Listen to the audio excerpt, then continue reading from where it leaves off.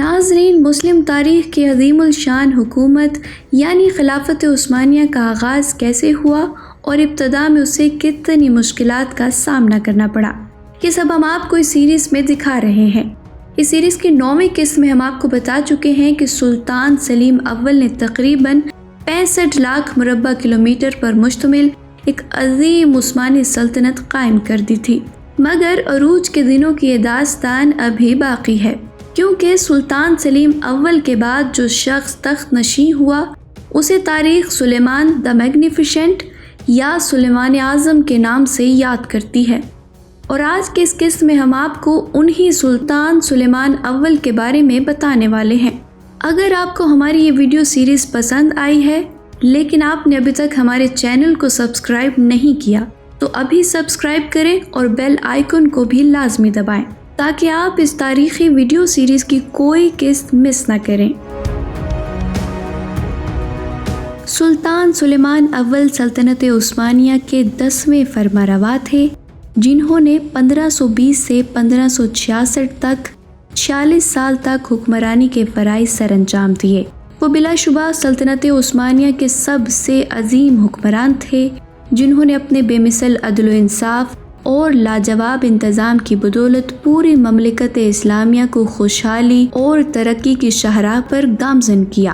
انہوں نے مملکت کے لیے قانون سازی کا جو خصوصی اہتمام کیا، اس کی بنا پر ترک انہیں سلیمان قانونی کے لقب سے یاد کرتی ہے، جبکہ مغرب ان کی عظمت کے اس قدر معترف ہیں کہ مغربی مصنفین انہیں سلیمان ذی شان، سلیمان عالی شان اور سلیمان اعظم کہہ کر پکارتے ہیں۔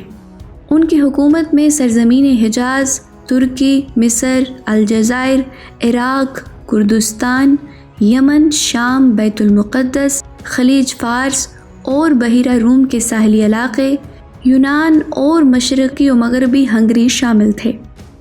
سلطان سلیمان اول 6 نومبر 1494 کو طرابزون میں پیدا ہوئے۔ ان کے والد سلطان سلیم اول دولت عثمانیہ کے 9ویں سلطان تھے، جبکہ والدہ کا نام عائشہ حفصہ سلطان تھا۔ سلیمان نے اپنے والد سے 16 سال تک جنگی فنون کی تربیت حاصل کی۔ سلطان سلیم اول نے اپنے بیٹے کو دینی و دنیاوی تعلیم دلوانے کا بھی اہتمام کیا تھا۔ سلیمان کی انتظامی صلاحیتوں کو اس وقت جلا ملی جب انہیں مختلف صوبوں میں حاکم مقرر کیا گیا۔ سب سے پہلے انہوں نے اپنے دادا سلطان بایزید ثانی کے زمانے میں کوفہ کے صوبے میں حکمرانی کے فرائض سر انجام دیے۔ اس کے بعد انہوں نے مغنیسیہ، ادرنا اور ساروخان کی حکمرانی کی ذمہ داریاں بھی انجام دیں۔ سلطان سلیم اول نے جب ایران پر حملہ کیا تو سلیمان ہی نائب کی حیثیت سے قسطنطنیہ میں موجود تھے۔ سلیمان کو سائنس، تاریخ، ادب، الہیات اور جنگی فنون سیکھنے کے لیے توپ کوپی محل قسطنطنیہ بھیجا گیا تھا۔ جوانی کے دور میں ان کی دوستی پارگلی ابراہیم سے ہو گئی تھی، جو کہ ایک غلام تھا۔ بعد ازاں ان کا سب سے بااعتماد مشیر ثابت ہوا۔ سلطان سلیمان 26 سال کی عمر میں جب سلیم اول کی وفات کے بعد تخت پر آئے تو ایک کامیاب مدبر اور لائق فرمانروا کی شہرت حاصل کر چکے تھے۔ ذاتی عظمت میں وہ اپنے تمام پیش روؤں سے بڑے تھے اور فتوحات اور وسعت سلطنت کے لحاظ سے ان سب پر فوقیت لے گئے۔ سلطان سلیمان کے اس عہد میں سلطنت عثمانیہ اپنی انتہائی حد کمال تک پہنچ گئی۔ سلطان سلیمان اپنے رحم و کرم کے لیے خاص طور پر مشہور تھے۔ انصاف ان کا شیوا تھا اور ان کی عدالت میں نسل، رنگ اور مذہب کی کوئی تفریق نہ تھی۔ رعایا کی فلاح و بہبود ان کا سب سے بڑا مقصد تھی۔ چنانچہ جب وہ تخت نشین ہوئے تو تمام رعایا نے اس نوجوان سلطان کا، جو اپنے اخلاق، شجاعت، انصاف، رحم دلی اور دانش مندی کی بنا پر حد درجہ ہر دل عزیز تھا، نہایت مسرت کے ساتھ استقبال کیا۔ اپنی حکومت کے پہلے ہی سال میں سلطان نے انصاف اور رحم دلی کی ایسی مثالیں پیش کی کہ جس سے آئندہ طرز عمل سے متعلق نہایت خوش آئند توقعات قائم کی جانے لگیں۔ سلطان سلیمان نے تمام صوبیداروں کے پاس احکام بھیجے کہ رعایا کے ساتھ کسی قسم کی زیادتی روا نہ رکھی جائے اور امیر و غریب، مسلم اور غیر مسلم کے ساتھ یکساں طور پر انصاف کیا جائے۔ تاہم ان احکام کے نفاذ سے ہر طرف امن و امان قائم ہو گیا۔ اس مدت میں یورپ کی سلطنتوں نے بہت نمایاں طور پر ترقی کر لی تھی۔ فرانس اپنی خانہ جنگیوں کو ختم کر کے دوسرے ملکوں کی فتوحات کے لیے نکل چکا تھا۔ انگلستان اور آسٹریا میں بھی قوت و استحکام کی علامتیں ظاہر تھیں۔ عیسائی سلطنتوں میں اپنی قوت کے احساس اور مسلمانوں سے تازہ مقابلے کا حوصلہ شدت سے پیدا ہو رہا تھا۔ یورپ مذہبی جوش سے لبریز تھا اور باہمی عداوتوں کے باوجود تمام مسیحی سلطنتیں دولت عثمانیہ کے مقابلے کے لیے آمادہ تھیں۔ یہ یورپ کی بیداری کا زمانہ تھا۔ فرانس، انگلستان اور آسٹریا نے اپنے اختلافات ختم کر لیے تھے اور مسیحی طاقتیں متحد ہونے کی فکر میں تھیں۔ دولت عثمانیہ کے لیے ان سب سے قوت آزمائی کرنا آسان نہ تھا، خصوصاً ایسی حالت میں کہ ایران کی ایک وسیع سلطنت دشمنی پر آمادہ تھی اور شام و مصر میں ہر وقت بغاوت کا خطرہ تھا۔ چنانچہ حکومت سنبھالنے کے لیے اپنے 26 سالہ دور حکومت میں سلطان سلیمان کسی نہ کسی جنگ یا مہم میں مصروف رہے۔ اگرچہ درمیان میں مختصر وقفے بھی آئے، لیکن جہاد کا جو جذبہ سلیمان کے سینے میں موجزن تھا، اس نے انہیں آخری وقت تک میدان عمل میں مصروف رکھا۔ حتیٰ کہ جنگ کے دوران ہی انہوں نے دائی اجل کو لبیک کہا۔ انہوں نے ذاتی طور پر 13 بڑی جنگوں میں شرکت کی، جن میں سے 3 ایشیا میں اور 10 یورپ میں لڑی گئیں، اور اس طرح سلطنت عثمانیہ کی حدود میں 13 مرتبہ توسیع کی گئی۔ اس میں شبہ نہیں کہ 16ویں صدی میں ترکوں کی عظیم الشان کامیابی کا سبب ان کی زبردست فوجی قوت اور اپنی قومی عظمت کا احساس تھا، لیکن اس کامیابی کا اصل سبب یہ تھا کہ عنان سلطنت ایک ایسے فرما روا کے ہاتھ میں تھی جو دولت عثمانیہ کا سب سے بڑا تاجدار اور اس وقت دنیا کا سب سے بڑا شہنشاہ تھا۔ بلغراد اور رودوش کی فتح کے بعد ہنگری، سسلی اور اٹلی کے راستے سلیمان کے لیے کھل گئے، لیکن مصر کی بغاوت اور ایشیائی کوچک کی شورش کے باعث اسے پہلے مشرق کی جانب متوجہ ہونا پڑا، اور اس طرح یورپین سلطنتوں کو 2 سال کی مہلت مل گئی۔ احمد پاشا نے، جو کہ خیر بے کے انتقال کے بعد مصر کا حاکم مقرر تھا، علم بغاوت بلند کر دیا۔ اس بغاوت کو فروغ کرنے کے لیے سلیمان نے ایک فوج مصر روانہ کی۔ احمد پاشا کو شکست ہو گئی اور اس طرح اسے قتل کر دیا گیا۔ اس کے بعد سلیمان نے صدر اعظم ابراہیم پاشا کو حکومت مصر کے انتظام و استحکام کے لیے مامور کیا اور خود سلطنت کے داخلی انتظامات کی طرف متوجہ ہوا۔ 1525 کے اوائل سرما میں سلطان شکار کی غرض سے قسطنطنیہ سے ادرنا چلا گیا۔ رودوش کی فتح کو 1.5 سال کی مدت گزر چکی تھی اور ینیچری کو امن کا یہ زمانہ نہایت گراں گزر رہا تھا۔ چنانچہ سلیمان کی عدم موجودگی میں انہوں نے قسطنطنیہ میں بغاوت برپا کر دی، وزراء اور دوسرے بڑے عہدیداروں کے مکانات لوٹ لیے۔ یہ خبر سن کر سلیمان ادرنا سے قسطنطنیہ لوٹا اور اس شورش کو فروغ کرنے کی کوشش کی۔ اس نے باغیوں کے سرداروں کو قتل کرا دیا، 2 کو اپنے ہاتھ سے قتل کیا اور پھر عام سپاہیوں کو انعام و اکرام دے کر بغاوت کا خاتمہ کر دیا۔ وزیر اعظم ابراہیم پاشا اس وقت مصر میں تھا۔ سلیمان نے اسے واپس بلا لیا اور ہنگری کی مہم کی تیاریاں شروع کر دیں۔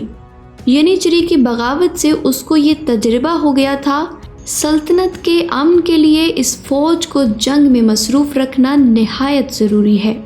بلغراد کی فتح کے بعد اگرچہ کوئی بڑی جنگ ہنگری کے ساتھ پیش نہیں آئی تھی، تاہم چھوٹی چھوٹی لڑائیوں کا سلسلہ قائم تھا۔ اسی زمانے میں شاہ ایران نے شہنشاہ چارلز پنجم اور شاہ ہنگری کے ساتھ سلطنت عثمانیہ کے خلاف ایک جارحانہ اتحاد قائم کرنے کی کوشش کی۔ اس وجہ سے سلطان سلیمان نے ہنگری پر حملہ کرنے کا فیصلہ کر لیا۔ 1,00,000 فوج اور 300 توپوں کے ساتھ قسطنطنیہ سے روانہ ہونے کے 5 ماہ بعد 28 اگست 1525 کو بوباکس کے میدان میں ہنگری کی فوج سے مقابلہ ہوا۔ 2 گھنٹے سے کم ہی میں جنگ اور ساتھ ہی ہنگری کی قسمت کا بھی فیصلہ ہو گیا۔ 10 ستمبر 1525 کو سلیمان ہنگری کے دارالحکومت بوداپیسٹ پہنچا۔ شہر کے لوگوں نے ہتھیار ڈال کر دروازے کھول دیے۔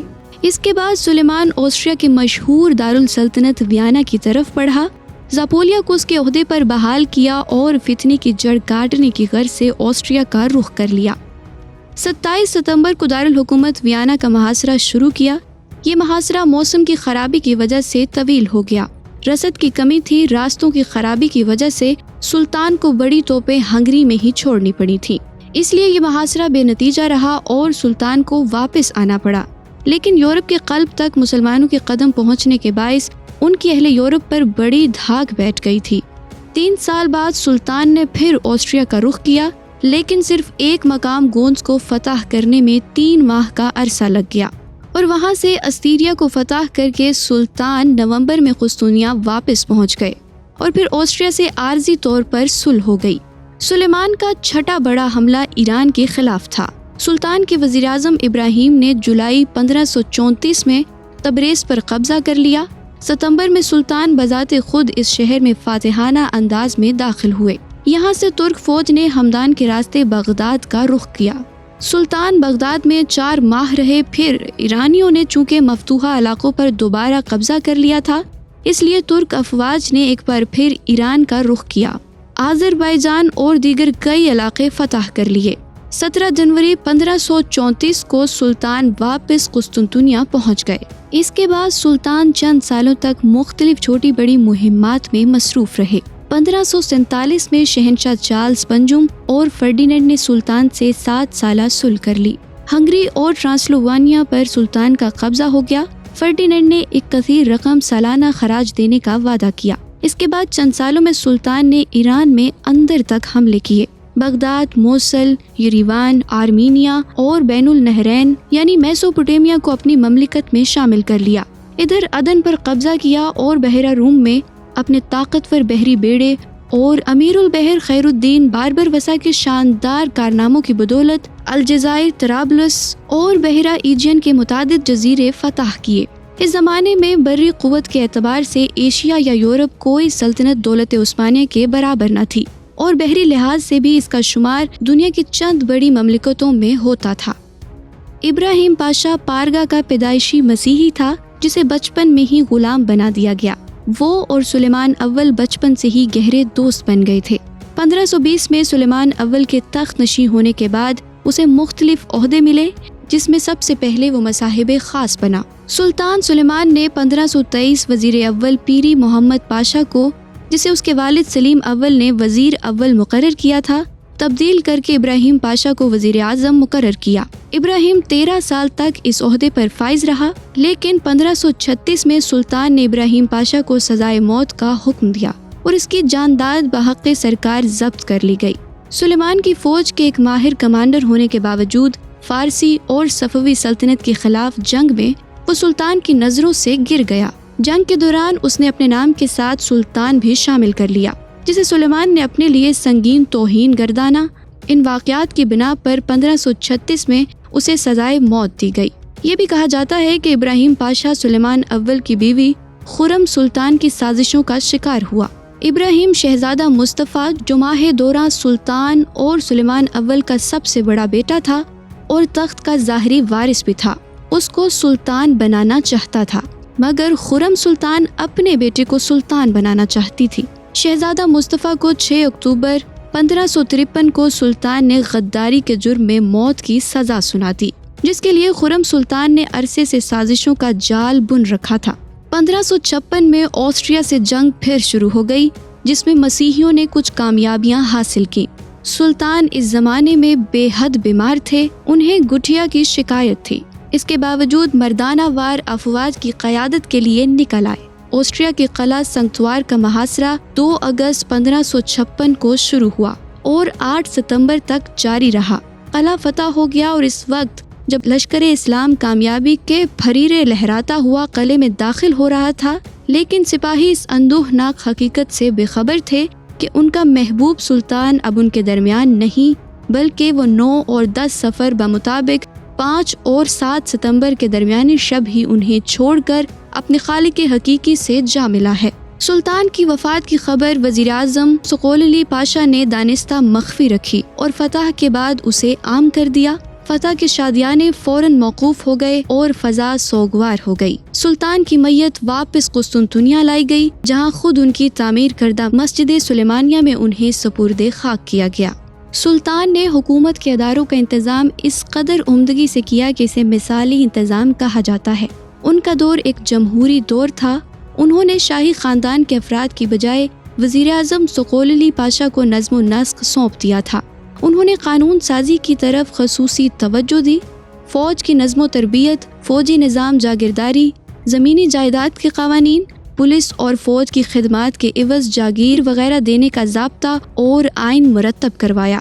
مختلف جرائم کے لیے سزائیں مقرر کی گئیں اور ان تمام قوانین کو بعد میں مجموعے کی شکل میں مرتب کیا گیا۔ سلطان نے ملک بھر میں اشیاء صرف کی قیمتیں مقرر کی، محکمہ انسداد بے رحمی حیوانات بنوایا، سرکاری دفاتر میں ریکارڈ مرتب کروائے جو کہ کودکات کہلاتے تھے۔ انہوں نے آب رسانی کے نظام کو بھی بہت ترقی دی، قسطنطنیہ میں ایک بڑی نہر جاری کروائی اور مکہ مکرمہ کی پرانی نہروں کی مرمت کروائی۔ مکہ مکرمہ میں چاروں فقہی مذاہب کے لیے 4 مدرسے قائم کیے گئے۔ متعدد شہروں میں خوبصورت مساجد تعمیر کروائیں جن کے ساتھ مدارس بھی کام کرتے تھے۔ 1424 میں سلطان مراد ثانی کے زمانے میں شیخ الاسلام کا عہدہ قائم ہوا تھا۔ سلطان سلیمان نے اسے برقرار رکھا اور یہ عہدہ دولت عثمانیہ میں 498 سال تک رہا اور اس پر 131 علماء فائز رہے۔ سلطان نے فوج کو بہتر بنانے کا خاص انتظام کیا۔ ان کے پاس مستقل تنخواہ دار فوج 24,000 سپاہیوں پر مشتمل تھا، لیکن جنگ کے موقع پر 2 لاکھ سپاہی میدان میں لائے جا سکتے تھے۔ انہوں نے فوج کو محض انتقامی جذبے سے کبھی کسی بھی مہم پر روانہ نہیں کیا۔ جب بھی فوج جنگ کے لیے روانہ ہونے لگتی تو اسے سختی سے تاکید کی جاتی کہ وہ عوام کی جان و مال کو کوئی نقصان نہ پہنچائے۔ سلطان کے دور میں جو مساجد تعمیر ہوئیں ان میں بلند ترین مقام جامعہ سلیمانیہ کا ہے، جو کہ 1550 سے 1556 کے درمیانی عرصے میں تعمیر ہوئی۔ یہ عظیم مسجد شہری قسطنطنیہ کی سب سے اونچی پہاڑی پر تعمیر کی گئی اور آج بھی موجود ہے۔ سلطان کی قبر مسجد کے صحن میں موجود ہے اور وہیں سلیمان ثانی اور کئی دیگر عثمانی خواتین کی قبریں بھی موجود ہیں۔ سلطان سلیمان اعظم، شیر شاہ سوری اور جلال الدین محمد اکبر کے ہم عصر تھے، لیکن اس کے باوجود وہ اپنے زمانے کے سب سے بڑے حکمران تھے۔ شیر شاہ سوری کی سلطنت چھوٹی تھی اور انہوں نے صرف 4 سال حکومت کی، جبکہ اکبر نے یقیناً ایک بڑی سلطنت قائم کی جو کہ پائیدار بھی تھی۔ لیکن سلیمان کی زندگی میں اکبر کی حکومت کو پورا عروج نہیں ہونے پایا تھا۔ اس طرح سلیمان اپنی زندگی میں دنیا کا سب سے بڑا حکمران تھا۔ یہ عثمانی سلطنت کے عروج کی انتہا تھی یا بھی مزید کچھ باقی تھا؟ مسلم تاریخ کی یہ داستان ابھی جاری ہے اور اگلی قسط میں ہم آپ کو اس سلطنت کے اگلے سلطان کا تعارف بھی پیش کریں گے۔